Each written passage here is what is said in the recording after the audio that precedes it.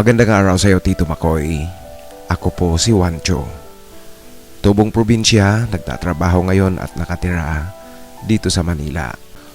Kung titingnan mo sa una ang mga kwentong iyong binabasa tungkol sa pag-iibigan ng kapwa lalaki, ay parang imposible lahat.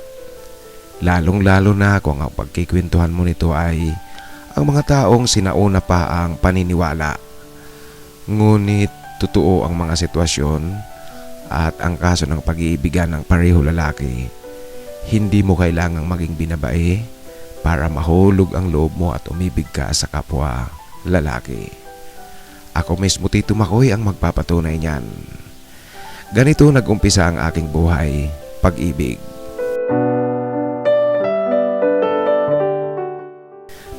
Nang magtapos ako ng college, maswerteng nakapasok kaagad sa LGU dito sa bayan namin sa aming lalawigan bilang isang casual employee.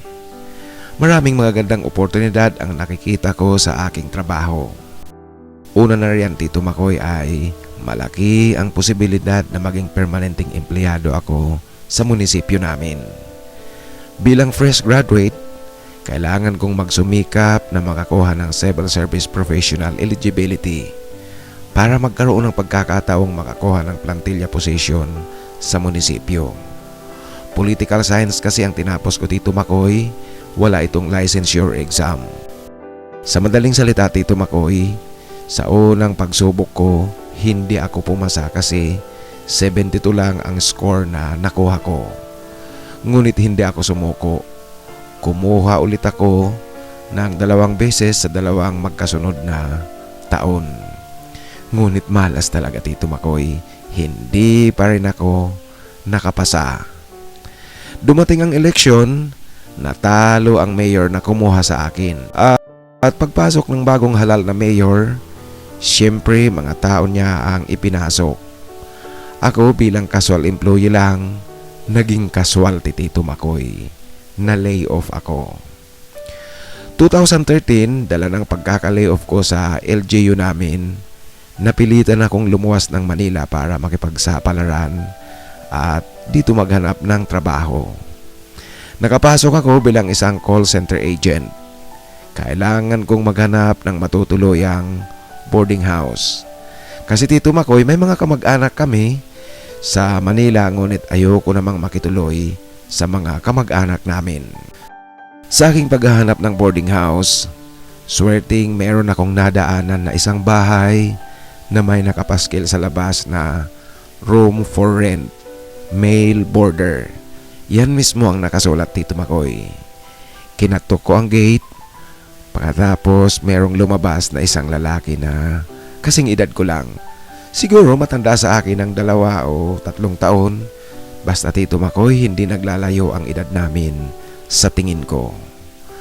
Tinanong ko siya kung hindi pa occupied ang kwartong pinapaupahan na nakapaskil. Pinatuloy ako ng lalaki sa loob ng compound.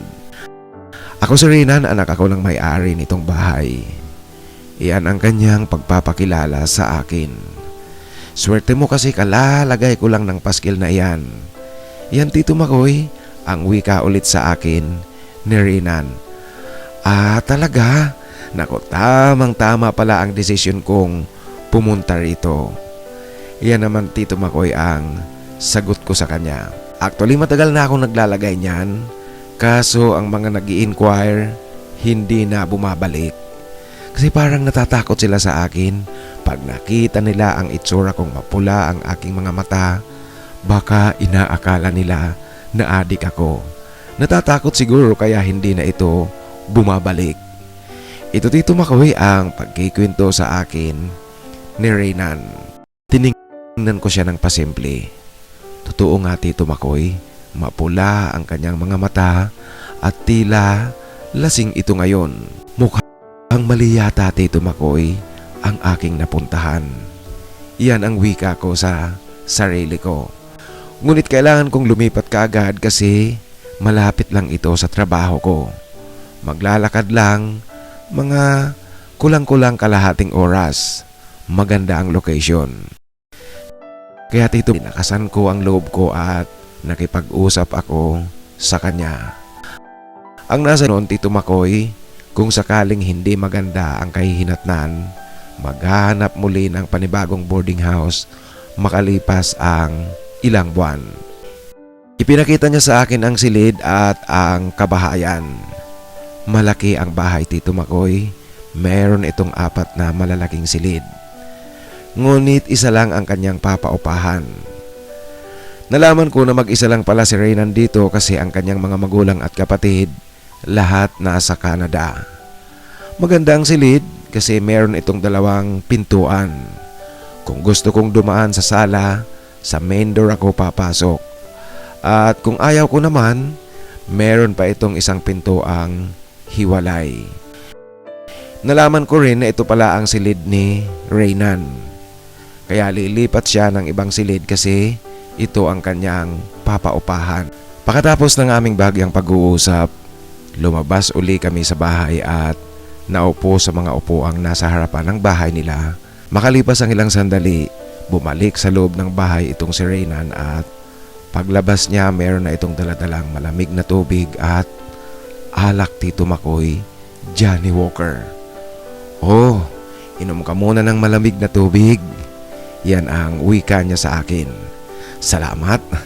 Ayos ito kasi kanina pa talaga ako nauuhaw. At saka ano ba yung bitbit mo? Iyan, Tito Makoy, ang pasasalamat ko at tanong kay Reynan. Nako naman, hindi mo ba nababasa?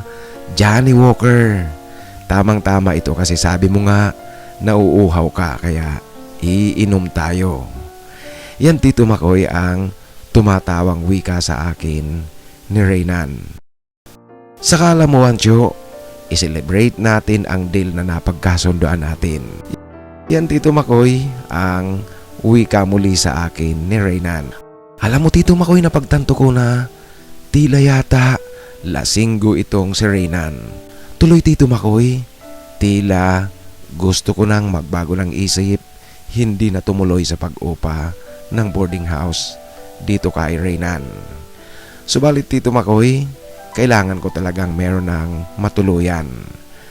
Kaya kahit medyo may kaba, pinaunlakan ko na lang si Reynan sa pagyayaya nito na uminom kami para hindi ito ma-offend. At sa aming paghaharap, nakita ko naman na mabait itong si Reynan sa tingin ko. Baka siguro laging ganito siya, lasing, madalas lasing, at kung titingnan mo parang bangag kasi nga mag-isa siya rito sa bahay nila. At noong kinakailangan ko nang umalis, sige Wancho, balik ka bukas, dalhin mo ang mga kinakailangan at pagkatapos mong magbayad, pwede ka nang lumipat kaagad. Yan ang wika sa akin ni Reynan.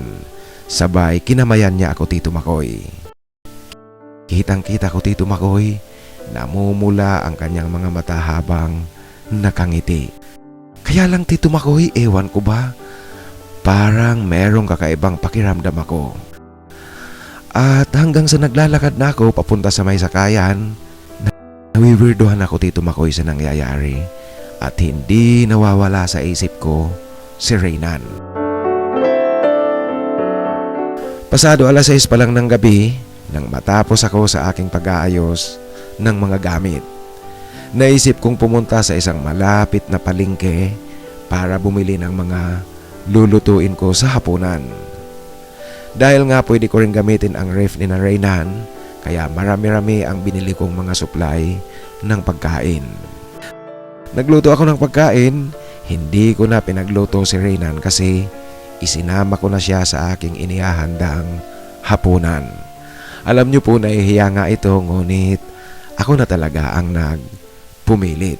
Ang tanging ginawa na lang ni Reynan, nagbiro ito na sa sunod raw, siya naman ang taya at siya rin ang magluluto. Natutuwa ako, Tito Makoy, kasi nagustuhan niya ang niluto kong sinigang na baboy. Pagkatapos namin kumain ng hapunan, naku Wancho, parang hindi ako matutunawan nito. Ang dami ko talagang nakain. Hanggang ngayon hindi pa rin nagsisink in sa akin na meron ng ibang tao ngayon dito sa bahay. I mean yung meron akong kasama at may kausap ako ngayon. Yan ang kanyang pagbubukas ng usapan namin. Ano, Wancho? Inom muli tayo? Alam mo mayroon pang inumin dyan. Celebrate natin at parang pag-welcome ko rin sa'yo dito sa bahay. Iyan Tito Makoy ang paliwanag at pagyayaya ni Reynan. Ang nakakatawa lang Tito Makoy kasi kaming dalawa lang ngayon dito sa bahay. Malaki ang bahay, malawak ang sala, maraming upuan. Ngunit magkatabi kaming nakaupo. Naalala ko tuloy Tito Makoy noong unang araw na pumunta ako rito, nalasing itong si Reynan. Hindi niya binibitiwan kagad ang kamay ko. Ngayon naman sa aming pag-iinuman, matataas na naman ang tagay niya at mabilis ang kanyang pag-inom. Maya't maya ay humaharap siya sa akin, namumula ang mga mata at pisngi nito sa tama ng alak. At ayan Tito Makoy, inilagay na naman sa balikat ko ang kanyang braso. Parang naghahanap ng masasandalan itong si Reynan. Ang tataas nga kasi talaga ng kanyang tagay, kaya nalasing kaagad. Ang problema ko na ngayon Tito Makoy, kung paano ako makakaalis sa pagkakapatong ng kanyang braso sa balikat ko. Ayoko namang basta na lang ito alisin kasi baka ma-offend naman sa akin itong si Reynan. Makalipas nga Tito Makoy ang magkakalahating oras siguro yon o mahigit, knockout si Pacquiao.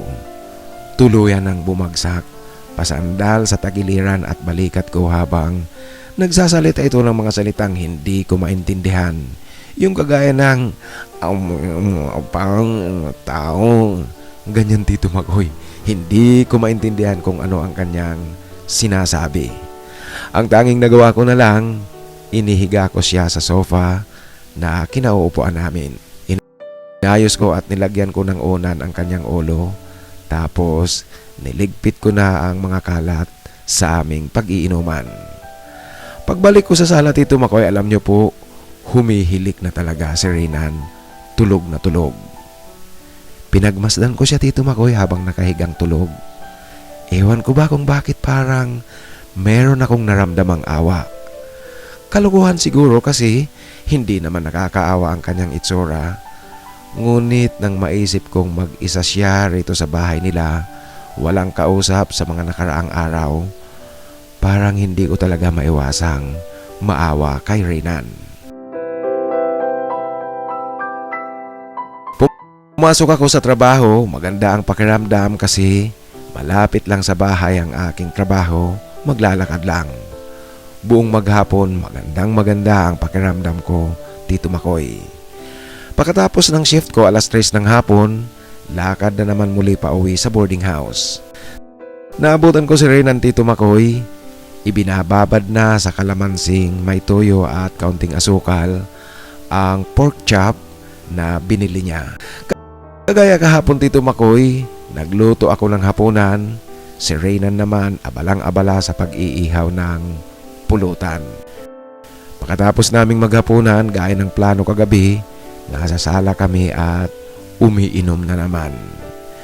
Sa aming pag-iinumang ito, nalaman ko na meron palang racket itong si Reynan kahit na sa bahay lang siya nananatili. Architecture graduate pala ito, underboard nga lang. Magaling siyang mag-design at mag-AutoCAD. Binabayaran siya ng mga construction firms at real estate developer sa kanyang mga disenyo ng bahay at gusali. Marami siyang mga kliyente na pala, kaya malaki-laki na rin ang kanyang kinikita. Ito marahil ang dahilan kung bakit ayaw na niyang sumunod sa Canada. Reynan, alam mo malaki na ang kinikita mo, stable ka na. Bakit hindi ka na lang mag-asawa para mayroon ka ng kasama dito sa bahay? Nako, pasensya ka na sa tanong ko, masyado yatang personal. Ito Tito Makoy ang tanong ko sa kanya at paghingi na rin ng paumanhin. Alam mo Wancho, yan nga talaga ang problema. Inaayawan nila ako dahil wala raw akong oras para sa kanila. Kaya alam mo mahigit ng 5 taon, wala akong syota. Noon maganda, mag-isa ako rito. Madalas kong dinadala rito ang mga naging girlfriend ko. Subalit lahat sila nagsawa sa pakikitungo sa akin. Dala nga siguro nang abala ako sa pagdidisenyo, Halos wala na akong oras para gumala. Alam mo, college pa lang kasi ako, marami nang nagpapagawa sa akin ng design. Kaya naman sa pagiging busy ko, iniwanan nila ako. Lahat sila. Yan ang dahilan kung bakit hindi ako gaanong lumalabas. Parang nawalan na rin ako ng ganang manligaw pa. Iyan, Tito Makoy, ang pagkikwento sa akin ni Reynan. Alam mo, Reynan, mahirap nga talagang ispilingin ang mga babae. Kung wala kang pera, nga, iiwan ka kasi kahit daw pambili ng makeup nila, hindi natin sila kayang bilhan. Magsumikap ka naman, sasabihin sa'yo, wala ka ng oras para sa kanila. Mahirap talaga. Alam mo, Reynan, ako ganoon din, pero sa akin, wala akong pera. Kaya ayon, lumipat sa ibang malaki ang datong. Seaman ang ipinalit sa akin ng aking syota. Ito, Tito Makoy, ang pagkikwento ko kay Reynan na pakikisimpatya sa kanya at pagsang-ayon na rin sa kanyang sinabi. At ngayong gabi, Tito Makoy, dahil kinabukasan walang pasok, hanggang umaga talaga ang inuman. Madaling araw na nang tumigil kaming dalawa. Nalasing kami pareho. Ngunit naunang na-knockdown itong si Reynan. Hindi siya ngayon na-knockout, Tito Makoy, kasi nagawa niya pang magsabi sa akin na hindi na niya raw kaya, matutulog na siya. Tumayo ito para humiga na sa loob ng kanyang silid tulugan. Subalit, Tito Makoy, ang nakakatawa, sa silid ko siya pumasok. Pinabayaan ko lang siya kasi siguro pangalawang gabi ko pa nga lang ito dito sa kanila. Lasing siya, nasanay na itong dito pumapasok. Kaya ang ginawa ko lang, Tito Makoy, hinintay kong lumabas muli ito para pumunta sa kanyang bagong silid. Kaso, Tito Makoy, hindi siya lumabas at dinig na dinig ko pang humiga ito sa kama. Nang pumasok ako sa aking silid, tulog na itong si Reynan. Ngunit kinakailangan kong iayos ang kanyang pagkakahiga para makahiga rin ako. Kasi ang kanyang pagkakahiga sa tulugan, pahilis ito, Tito Makoy, okupado ang halos buong kama. Hindi siya nagising habang inaayos ko siya sa kanyang pagkakahiga. Pagkatapos, Tito Makoy, humiga na rin ako kasi antok na ako. Ilang sandali, Tito Makoy, gumalaw itong si Reynan.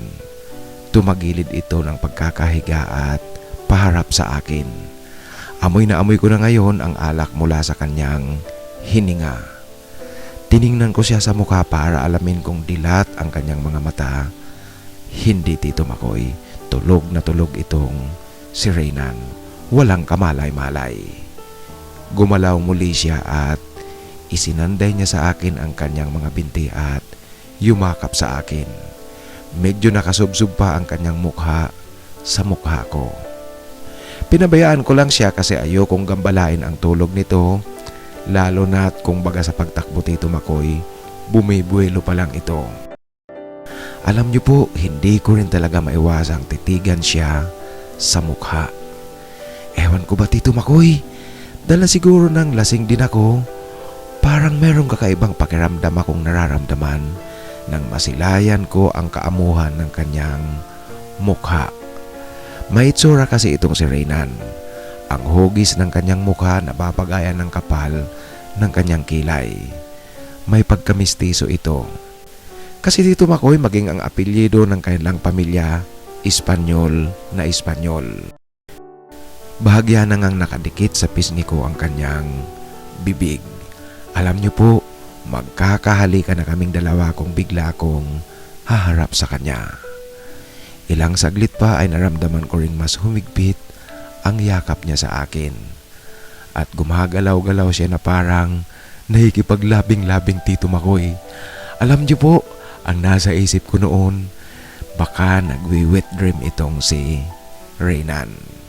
Sanay akong merong nakayakap sa akin habang natutulog paminsan-minsan kasi mula noong college pa kami, pag nagkakatuwaan kaming magtutropa, tabi-tabi kami kung matulog sa boarding house.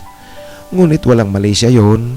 Madalas silang nakayakap sa akin habang natutulog at lasing na lasing. Noon Tito Makoy, wala akong nararamdaman ng kahit ano. Ngunit dito kay Reynan parang merong kaunting kiliti akong nararamdaman. Tuloy natutokso akong yumakap din sa kanya. Kaya lang Tito Makoy, ayoko. Kasi baka sinusubukan lang ako nito, kaya pilit kong iniiba ang concentration ng aking isip. Gusto kong matulog na lang habang higpit na higpit ang pagkakayakap sa akin ni Reynan. Nakatulog ako Tito Makoy ng mahimbing at malalim. Pasadong 1:00 na ng hapon nang magising ako, wala na sa tabi ko si Reynan. Paglabas ko ng silid, naroon na siya sa mesang kainan. Humihigop ito ng kanyang nilutong noodles. Meron raw siyang hangover kaya masakit ang kanyang ulo. Ang ginawa ko naman, ininit ko ang natirang sinigang na nakalagay sa loob ng ref. Nagdagan ko lang ng sabaw at muling nilagyan ng mga panimpla para masarap. At higit sa lahat Tito Makoy, nilagyan ko ito ng sili para maanghang.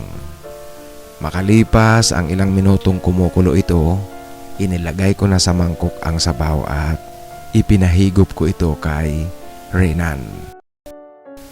Nakamasid ako Tito Makoy habang humihigop si Reynan ng sabaw na aking ininit. Alam ko Tito Makoy, magrereklamo ito sa anghang. At yun nga, nung humigop siya, yan ang kanyang reaksyon Tito Makoy at nauubo pa ng kaunti. Bakit? Anong nangyari? Yan ang tanong ko sa kanya. Walang hiya ka naman. Bakit ang sobrang anghang nito? Yan ang kanyang pagrereklamo Tito Makoy matapos niyang malunok ang mainit na sabaw at maanghang na kanyang hinigop. Todo reklamo talaga itong si Reynan. Juancho, Bicolano ka ba? Bakit tila yata sabaw ng sinigang na sili ang pinahigop mo sa akin? Ngunit alam mo, nawala kaagad ang sakit ng ulo ko. Epektibo nga itong sabaw na pinahigop mo sa akin. Alam niyo po, noong hapon na iyon wala akong planong lumabas. Gusto ko lang talagang magpahinga sa loob ng bahay. Alam niyo na masarap itulog ito pag meron kang nararamdamang hangover. Kaya naman mula akong pumasok sa loob ng silid at humiga ako. Mayat maya Tito Makoy, pumasok din sa silid ko si Reynan at humiga rin ito sa tabi ko. Kasunod ng kanyang paghiga ay yumakap na naman ito ng bahagya sa akin. Tulog ulit tayo Juancho, masarap matulog pag ganito. Yan ang wika niya sa akin habang nakayakap at nakasanday na naman sa akin ang kanyang binti.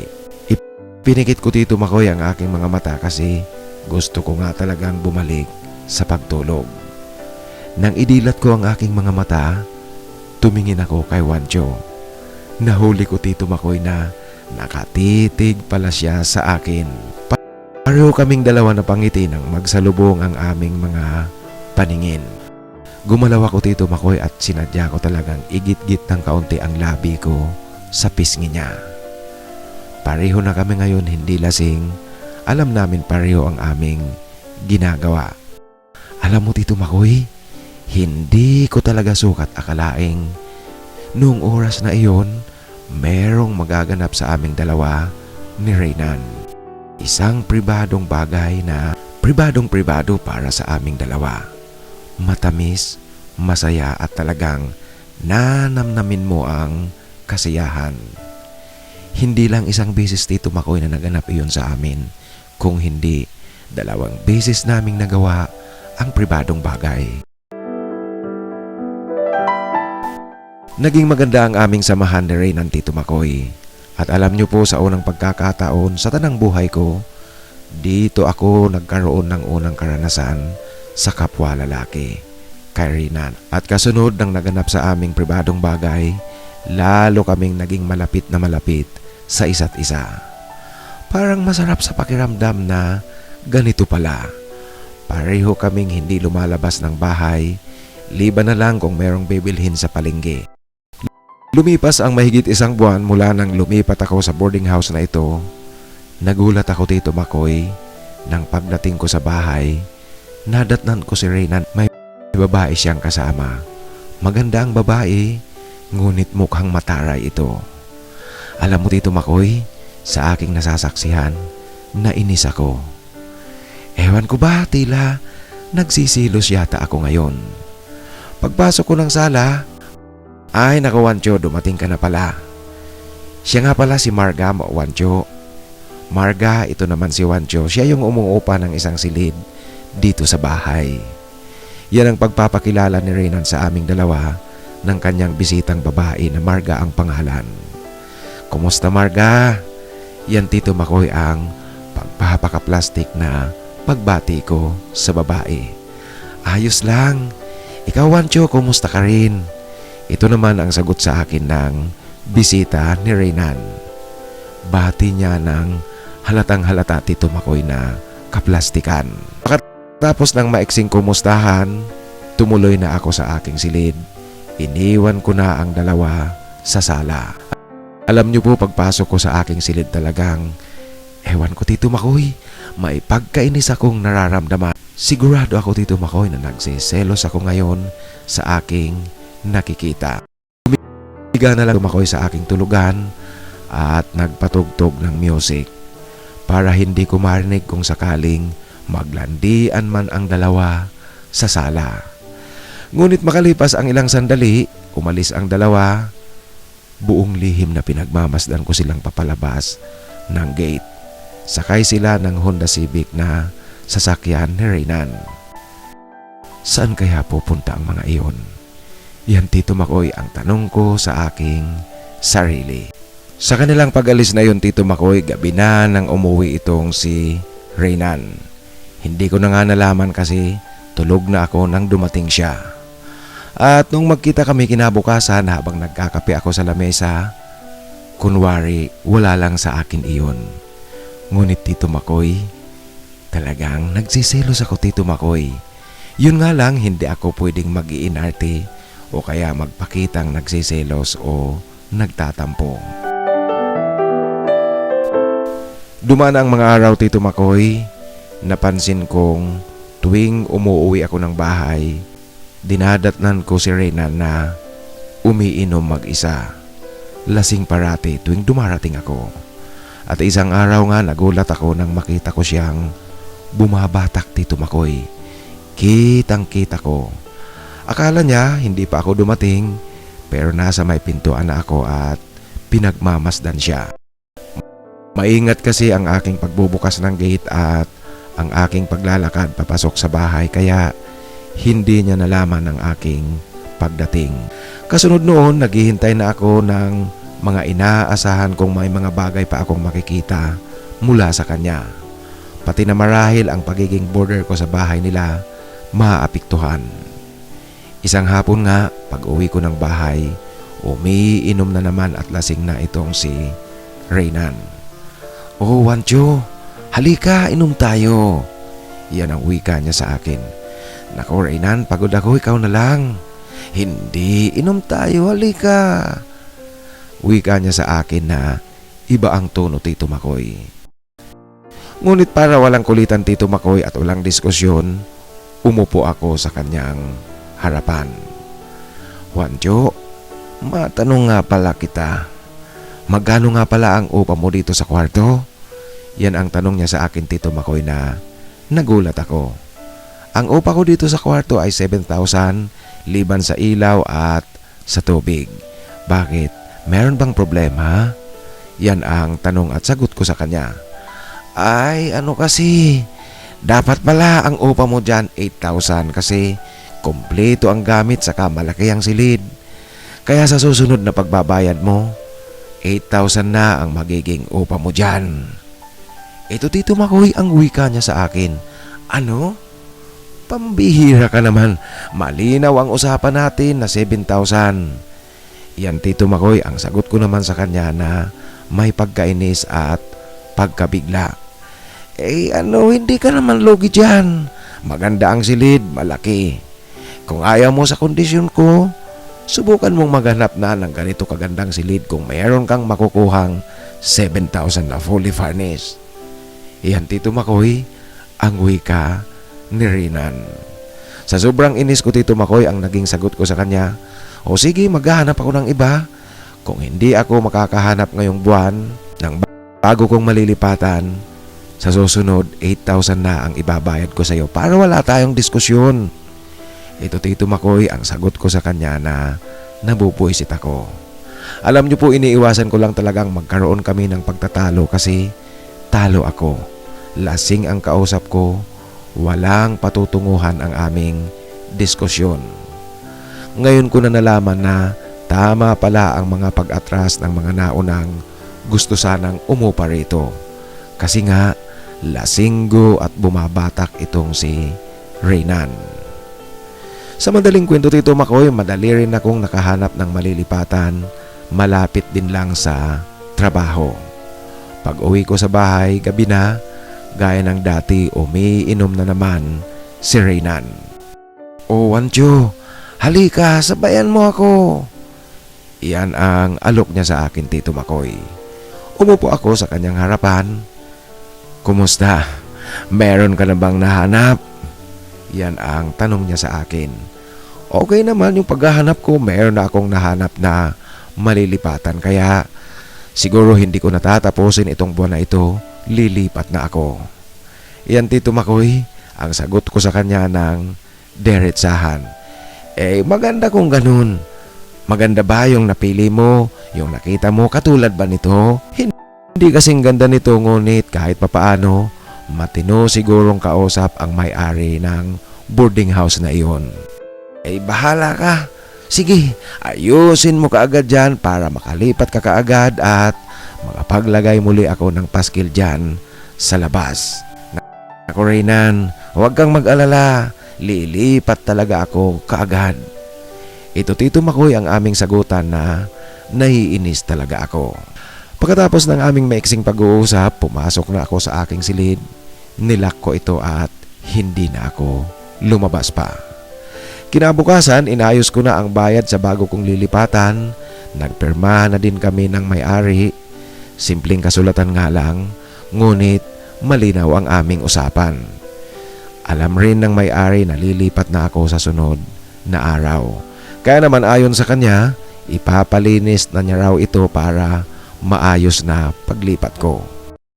Gabi na nang dumating ako sa boarding house sa bahay ni Renan. Gaya ng inaasahan ko Tito Makoy, umiinom ito ngunit nakaharap sa kanyang laptop. Tumutungga siya Tito Makoy habang nagtatrabaho ng kanyang disenyong ginagawa na isang gusali. "Wancho, halika, upo ka rito." Yan ang wika niya sa akin. Umupo muli ako Tito Makoy, malapit sa kanya. "Bakit? Ano bang meron? Meron pa ba tayong pag-uusapan?" Yan ang tanong ko sa kanya. "Wala. Gusto ko sanang mag-jamming naman tayo muli. Titigil ako sa paggawa nitong disenyo."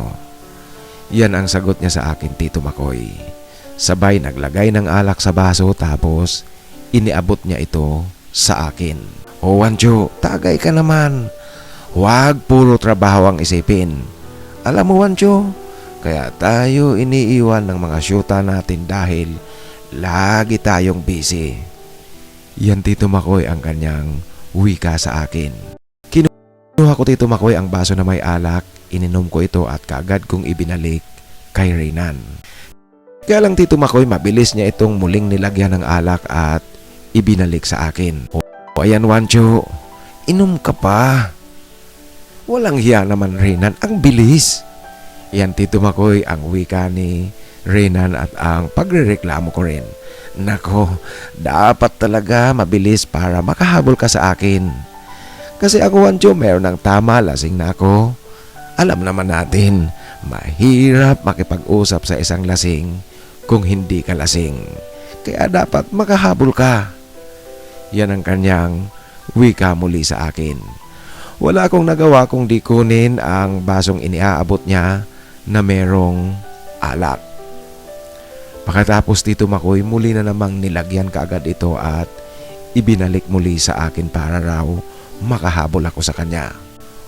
Walang hiya naman. Reynan, baka gusto mong patulogin ako? Gusto mong manak out ako? Ito Tito Makoy ang pagrereklamo ko kay Reynan. Sira ulo ka naman, Juancho. Bakit naman kita patutulogin? O ayan, inom ka pa. Inom lang ng inom para makahabol ka sa akin. Alam mo, Juancho, inom lang tayo. Huwag kang mag-alala. Hindi kita papatayin. Hindi ako ganoon.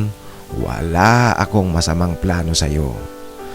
Alam mo, inom tayo ngayon kasi bukas pag alis mo, mag-isa na naman ako rito sa bahay.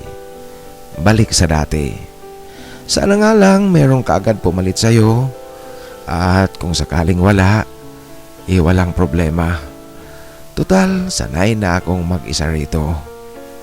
Yan Tito Makoy, ang wika ni Reynan na sa pandinig ko tila seryoso ang kanyang pananalita. Hindi ko alam Tito Makoy kung bakit ganito ang usapan naming dalawa. Ngunit Tito Makoy, hindi ko maitatangging naantig rin ako sa kanyang sinabi. Yung narinig kong sinabi niyang bukas muli mag-isa na naman siya dito sa bahay. Walang kasama, balik sa dati. Alam mo Tito Makoy, parang naawa na tuloy ako kay Reynan na iwanan siyang mag-isa dito sa bahay nila. Kaya lang ayokong maging emosyonal ang tagpo naming dalawang ito. Kaya sinabi ko sa kanya, "Naku Reynan, ayoko na. Lalasingin mo yata ako, maghahanda ako ng mga gamit ko para sa aking paglipat bukas." Ito ang wika ko sa kanya para makaalis ako sa kanyang harapan na nakikita ko Tito Makoy, meron talagang plano itong si Reynan na lasingin ako. Hindi siya kumibo sa aking pananalita. Tumingin lang ito ng parang blankong tingin sa akin. Pumasok na ako sa aking silid para ayusin ang mga gamit ko sa aking paglipat bukas. Ngunit Tito Makoy, pagpasok ko sa aking silid, tumingin ako sa paligid nito. Alam niyo po yung unang naramdaman ko at unang pumasok sa aking isipan, parang ayokong umalis dito. Parang ang isip ko, gusto kong lumipat ng boarding house, ngunit tila yata merong pumipigil sa akin. Napasulyap ako sa higaan ko at alam niyo po, nanumbalik sa akin ang mga masasayang tagpo namin ni Reynan dito. Yung mga oras na pinaparamdam namin sa bawat isa ang aming damdamin. Parang ayokong iwanan si Reynan Tito Makoy.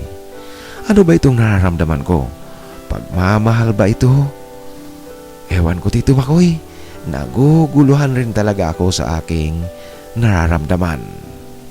Kaya naman hindi kaagad ako nag-umpisa ng pagliligpit ng mga gamit ko. Nakaupo lang ako sa gilid ng kama. Nalulungkot ako Tito Makoy. Hindi ko namamalayan, meron palang luhang dumadaloy sa aking mga mata.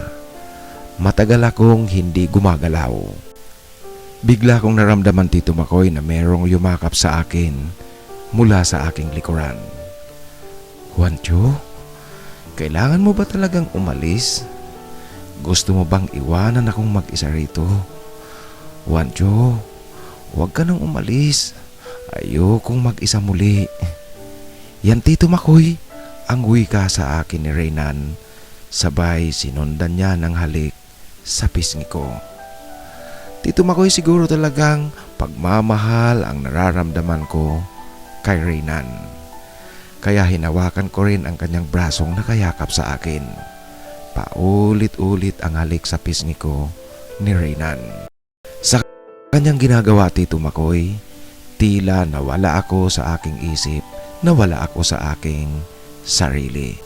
"Juancho, huwag ka nang umalis. Samahan mo ako rito. Mahal kita, Juancho. Alam mo, mula nang dumating ka sa bahay at sa matatamis na sandaling pinagsaluhan natin, hindi ko na kayang mag-isa, Juancho. Ayokong muling mag-isa." Naantig ako Tito Makoy sa kanyang mga pananalita, kaya inamin ko rin sa kanya na mahal ko siya at malalim ang aking pagmamahal na nararamdaman. Nalunod rin ako sa awa sa kanyang mga sinasabi sa akin. Kaya ang resulta, Tito Makoy, sa halip na magliligpit ako ng aking mga dadalhing gamit para sa aking paglipat, iba ang nangyari. Nangyari sa amin ni Reynan ang isang matamis na bagay, yung ipinaramdam namin talaga kung ano ang nararamdaman namin sa bawat isa. Ramdam na ramdam ko talagang mas naging intense kaming dalawa ni Reynan sa aming pribadong oras. Kaya hindi natuloy ang aking paglipat ng boarding house. Nung gabing iyon, Tito Makoy, sa muli magkatabing natulog kami ni Reynan sa aking higaan. Literal na buong magdamag na pinagsaluhan namin ang tamis ng oras buong gabi. Sabay kaming nagising ng maaga kasi kinakailangan kong pumasok ng trabaho. Sa aming paggising, Tito Makoy, siya na rin mismo ang nagbukas ng usapin tungkol sa hindi ko na pagtuloy at paglipat ng ibang boarding house. Buong akala ko yung mga sinasabi niya sa akin kagabi ay dala lang ng kanyang kalasingan. Subalit, Tito Makoy, hindi. Kasi sa aming paggising na ito, pareho kami hindi lasing. Inulit-ulit ni Reynan ang kanyang sinasabi sa akin na huwag ko raw siyang iwanan, huwag na akong umalis kasi hindi niya kayang muling mag-isa sa bahay. Naku naman, Reynan, hindi ako aalis tapos magpapadagdag ka ng renta. Naku, Wancho, kalimutan mo na yun. Wala lang ako sa tamang direksyon ng aking pag-iisip nung oras na iyon. Kaya dapat, Wancho, nandito ka. Huwag mo kong iwan, huwag kang mawawala. Alam mo, hindi ko alam kung paano. Pag umalis ka rito sa bahay, hindi ko alam ang pakiramdam kung paano muli mag-isa. Alam niyo po, sa gitna ng madramang pag-uusap namin, hindi ko rin talaga maitatangging kinilig na naman ako sa mga narinig ko sa kanya. Bilang paniniguro, hindi na ako lilipat ng boarding house. Nang marinig niya iyon sa akin, kitang-kita ko talagang nagliwanag ang mukha. Alam niyo po, gusto niya pang gumawa ng labing-labing muli, ngunit bumangon ako kasi kinakailangan ko na talagang pumasok. Mahuhuli na ako, Tito Makoy, sa aking trabaho kasi tanghali na. Pambihira ka naman, Wancho. Huwag mo naman akong bitinin, tapusin natin. Yan ang kanyang wikang nagre-reklamo sa akin. Nako, Reynan, mamaya na lang pag uwi ko kasi late na ako sa aking trabaho.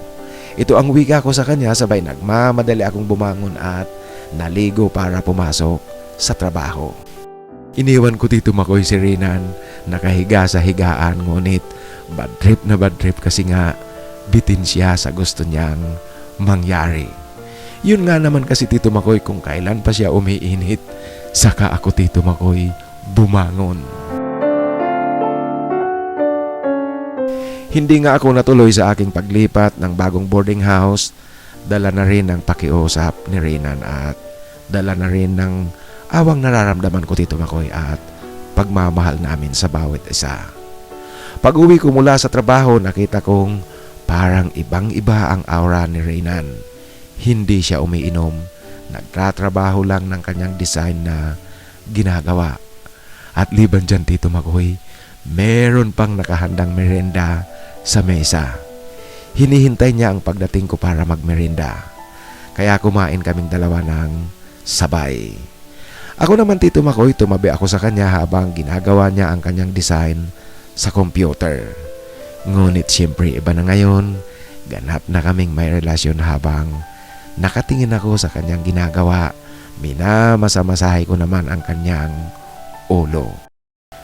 Tumigil siya, Tito Makoy, sa kanyang pagko-computer at isinanday niya ang kanyang ulo sa dibdib ko. Ang sweet, Tito Makoy. Subalit, Tito Makoy, kasunod ng napaka-sweet na pagsanday ng kanyang ulo sa aking dibdib, sinabihan ko talaga itong si Reynan. Alam mo, Reynan, hindi ako aalis dito, hindi kita iiwan, ngunit kinakailangan mong sundin ang kondisyon na gusto kong gawin mo. Ito ang wika ko sa kanya. Ano yun? Baka naman mahirap. Yan ang kanyang tanong na may pagkabahala.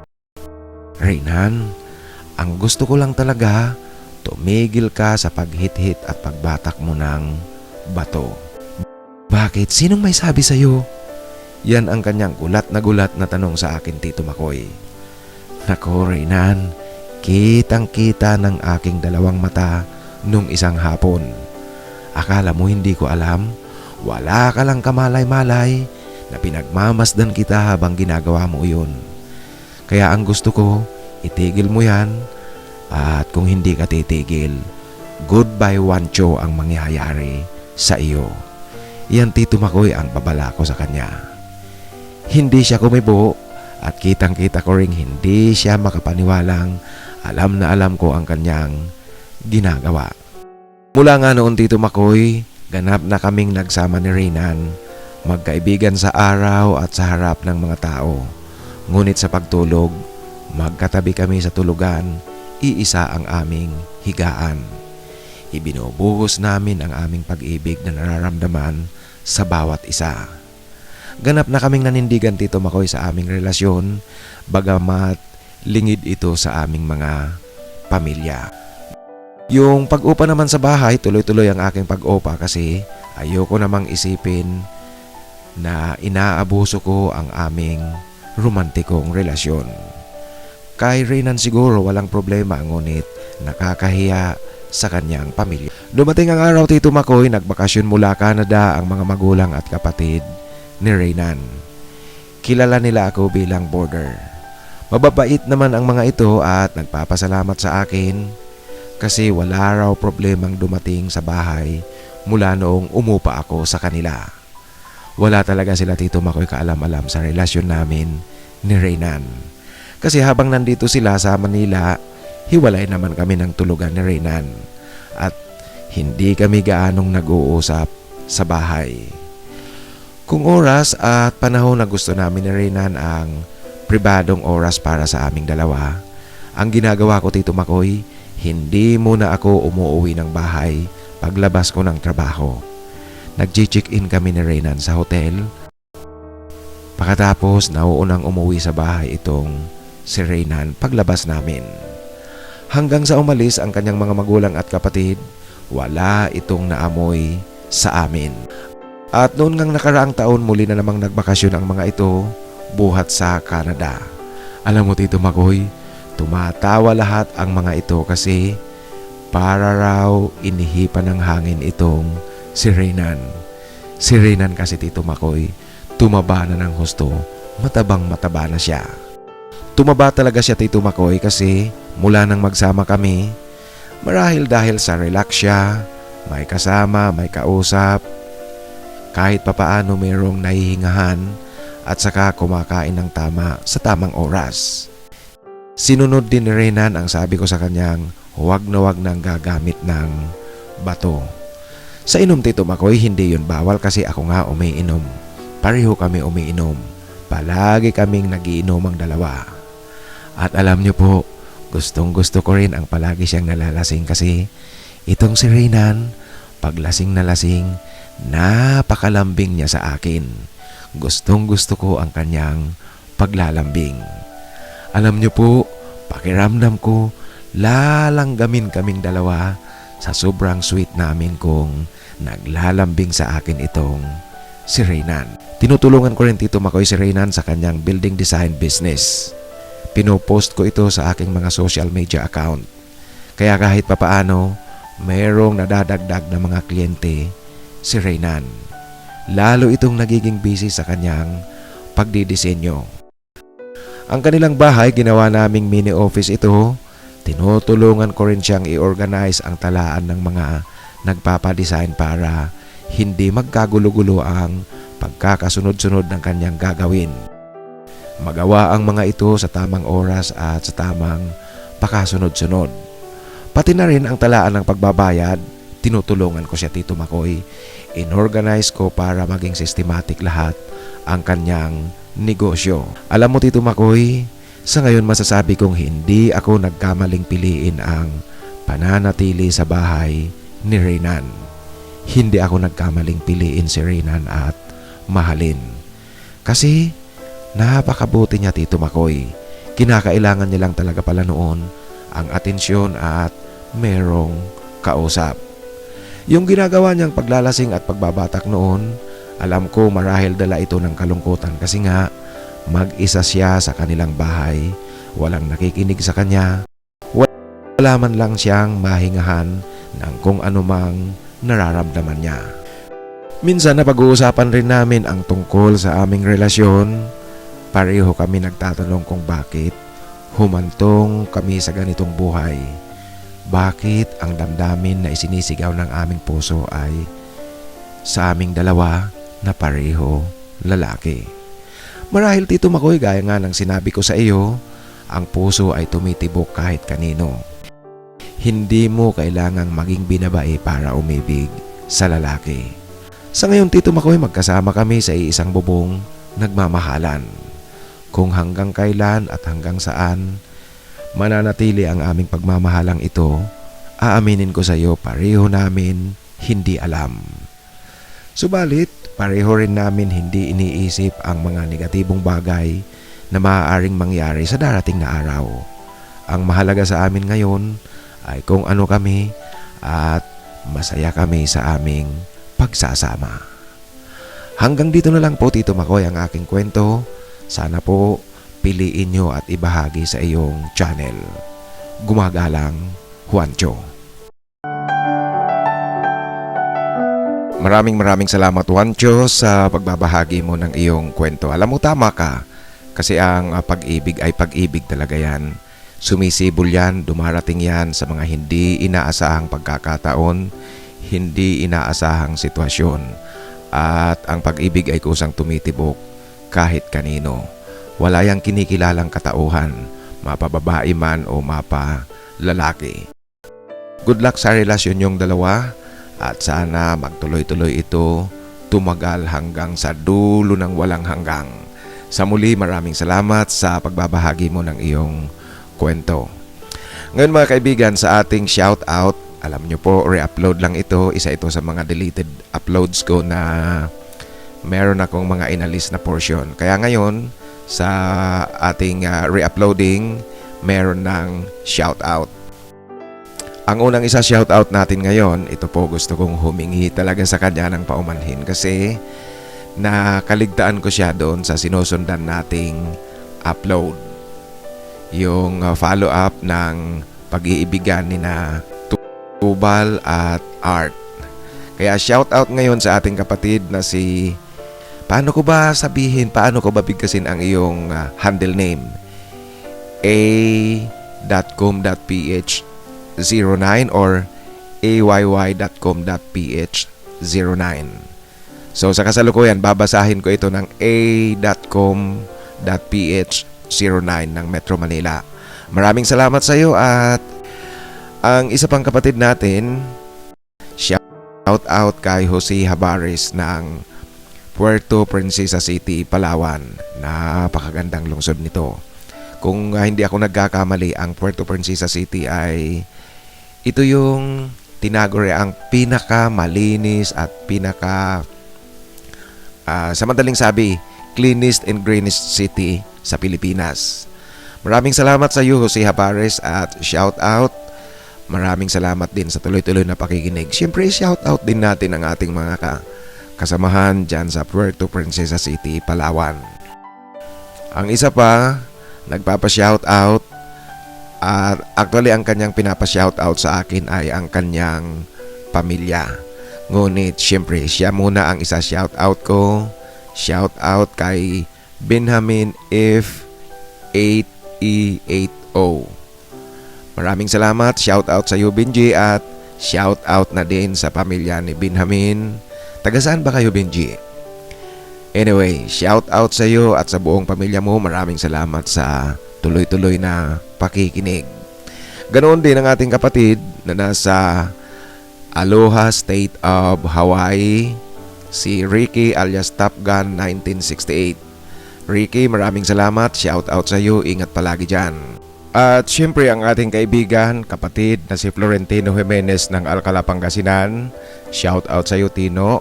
At ganoon din sa ating kapatid na si Edwin Sumigkay ng Mabalacat City, Pampanga. Actually, itong si Edwin Sumigkay, ang gusto niyang ipa-shout out sa akin ay ang kanyang kaibigan na si Michael Dizon. Kaya shout out din sa iyo, Michael Dizon. Sa inyong dalawa ni Edwin Sumigkay at Michael Dizon, maraming salamat. Shout out sa inyong dalawa. At gusto kong i-shout out din ngayon kahit na hindi siya nagpapa-shout out. Shout out kay Mr. Wilbert Tubina ng General Santos City. Maraming salamat Sir Wilbert at Happy New Year, belated Happy New Year. Shout out sa iyo. At i-shout out ko na rin ang iyong kaibigan si Sir Ed Oy. Sa inyong dalawa, shout out. Ganoon din ang ating kapatid na nasa Santiago City, Isabela, si Severino Pabo. Shout out sa iyo, Seb, at maraming salamat sa tuloy-tuloy na pakikinig. Isa pa gusto kong i-mention ang ating kapatid na si Augusto Tihada. Maraming salamat sa iyo, August, sa tuloy-tuloy na pakikinig. Kung hindi ako nagkakamali, August, nasa anong lalawigan ka ba? Capiz ba yon? Tama ba ako? Capiz o Aklan? Anyway, tumatanda na talaga tayo. hindi na maitatanggi. Matanda na si Tito Makoy, makakalimutin na. Sa muli, Augusto Tejada, maraming salamat at shout out sa iyo. Ganoon din ang ating kapatid, shout out kay Adon Vlogs ng Dubai, United Arab Emirates. Ngayon po sa ating mga hinahanapan ng forever, ang isa shout out ko ngayon ay ang Team B. Para doon sa mga ngayon palang nakapakinig sa ating kwentuhan, yung mga babanggitin ko pong pangalan, naghahanap yan ng forever. Kaya kung naghahanap kayo ng forever, maaari nyo silang kontakin. Malay natin, sa isang message, ito ang maging simula, magtuloy-tuloy, maging simula ng forever. Ang naghahanap ng forever, isa sa mga naghahanap ng forever natin, ng Team B, Mr. Robert Merapuente, Alfred TV 888, John M7, John Inglaterra, Alvin Santiago, si Rodney Kerubin at si Filmer Borromeo. Yung mga pangalan pong nabanggit ko, naghahanap yan ng forever. Siya nga pala yung problema natin dito sa mga naghahanap ng forever, kung paano tayo mag-start ng private communication. Yan ang problema natin dito sa YouTube. Kaya lang ang suggestion ko siguro, ganito yung gawin nyo. Login kayo sa YouTube account ng sino mang gusto nyong kausapin. I-click nyo yung account niya at meron dyan maaaring email o kaya mag-comment na lang kayo sa kanyang pinost na video. Tapos, syempre sabihin nyo na ikaw kung sino ka na galing dito sa ating channel, galing sa Dirty to Marcos. O dyan, mag-uumpisa na kayong mag-usap. Tapos, dyan na kayo magtanungan, magbigayan ng inyong mga private communication outlet. Yung email, cellphone, o kaya Messenger or Instagram account.